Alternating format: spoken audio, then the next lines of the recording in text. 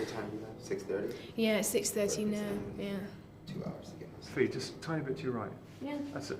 That's it. And the chair's all right where it is, yeah? Yeah, off you go. Great, okay then. Okay then, Lenny, you're sort of renowned as having quite strong, well, very strong views on music. Specifically, the difference between these sort of old-fashioned recording techniques and the newfangled stuff. That's quite a bit of a pet subject of yours, isn't it? Well, I'm a big fan of the older equipment just because of the way it sounds. You know, I find it to be far superior than what they're making now. So I continue to use it. It's not something to do with being fashionable or, you know, being a collector or anything like this. It's just purely gauged by my ears, you know.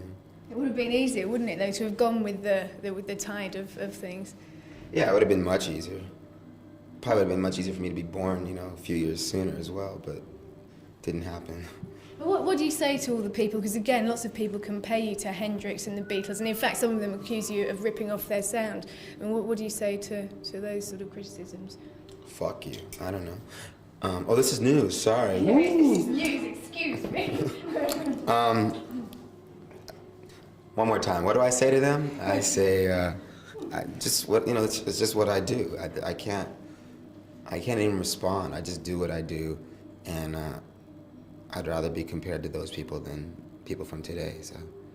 And what do you think of music from today? Like this sort of, well, like anyone really, like the Kylie Minogues, like to name but one. What do you think of? Well, Kylie's a nice girl. We're sort of friends. So, hi Kylie, you're great. But I just don't like much music from today. It's just, I don't know. I find that people aren't writing melodies like they used to. And for me, a song is still in the melody. It's not in how big of a drum sound you have or, you know, how many tracks you can use up in a studio. It just comes down to like chords and melody, and I find that people are just lacking melodically. And then I don't like the way the records sound anyway. That's got nothing to do with the music, but I don't like the way they sound. So, you know, I guess you could call me a snob or whatever, but it's just the way I am. And yet you wrote Justify Your Love for Madonna. Isn't that a bit of a contradiction, really? Well, not really, because it was a collaboration between the two of us, and it sort of started off in my studio and ended up in hers. But it's only drums, strings, and vocals, so it's really minimal, you know, and it wasn't too slick, you know. And what does inspire you? Because your lyrics on Mama Said, for instance, or the songs themselves, they're so full of passion. And where do you get that energy from? It's very, very sexy. Just from as well. life. It's just a kind of a reflection of what's going on. It's nothing that I really think about. You know, I don't prepare my albums, and I don't try and come up with a concept and, you know, how we're going to work. I just go in and I just record, and it just happens.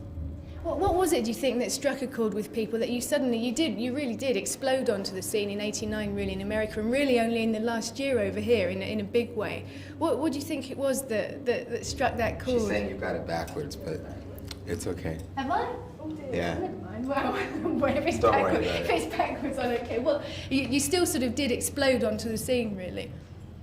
Well, as far as Europe and the UK go, we worked really hard here, and I consider Europe to be my home musically, only because I don't know, I spent so much more time here, and the United States really didn't accept it, you know. But whatever, you know, people dig things in their own time. It's not like I'm trying to have everybody love me, you know. It's just I do what I do, and if you dig it, that's great. You know? But I think it ain't over till it's over had a lot to do with it, as far as all these extra people that didn't know me before, because it was such a pop song that people could digest, you know. Yeah, definitely. Probably a lot of people here tonight will be here on the strength of that. They're probably wondering like what I'm doing for the other hour and 45 minutes. What is that stuff? And what about Jagger tonight? I mean, this will go out after tonight, so you're not spilling the beans or anything. And what sort of pleasure is that to have Jagger up on stage with you? Well, you know, I don't know well, I guess maybe he would have been up on stage. I don't know. We'll see if he does. But he just called me this afternoon and said he was coming.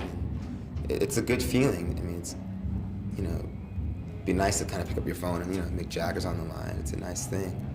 Does he have the same sort of, or does he inspire the same sort of feelings in you as Bowie or Hendrix or people? Oh, I love the Stones, and even since meeting Jagger, even though I was a big Stones fan, I've become even more of one. Just knowing him and has brought a new light onto, you know, the Rolling Stones for me.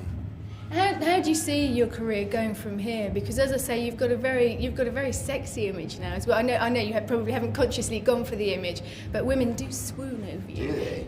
They do. I don't know. I don't.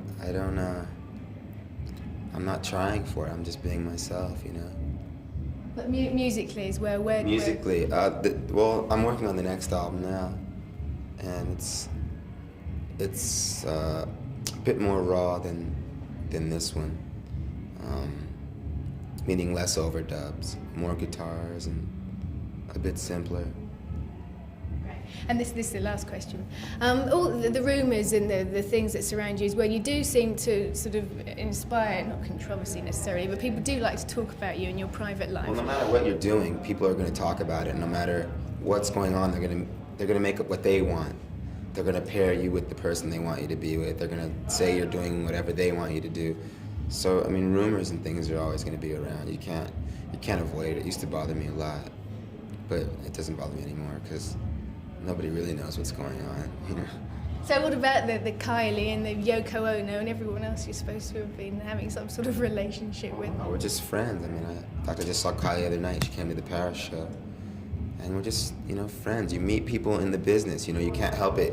You're surrounded by artists and you go places and artists meet together and, you know, you end up becoming friendly with certain ones and then automatically you're like sleeping with them according to the press, you know. That wasn't the last question. Would you ever like to be a sort of, I don't know, would you ever like to have the sort of attention that, say, Michael Jackson or someone like that does, who's now being hailed as the biggest pop star in the world, if you like? Well, if that's what he wants, that's cool. I prefer Michael when he was like 9 years old, when he could really sing and do his thing. I mean, I still think he's brilliant. Michael Jackson is Michael Jackson, but I don't wish to live that kind of life. I still live in my normal home. I still am in the street. I still do normal things, you know. I mean, I'm the same person I was, and I would hate to not be able to live like that and lose all reality, you know. I don't think I'd have much to write about at that point if I just closed myself up. But then again, we are talking about a person who had to close himself up because of the way he, you know, was brought up and being a star at such a young age. That's great. Thanks very much indeed. I don't